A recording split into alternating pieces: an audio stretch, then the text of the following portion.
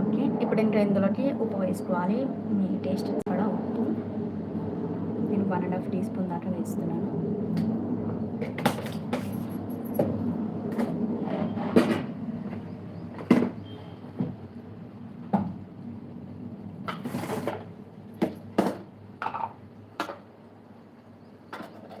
అలాగే కారం, ఇందులో మిర్చి వేసాం కాబట్టి కారం చూసుకొని వేసుకోవాలి.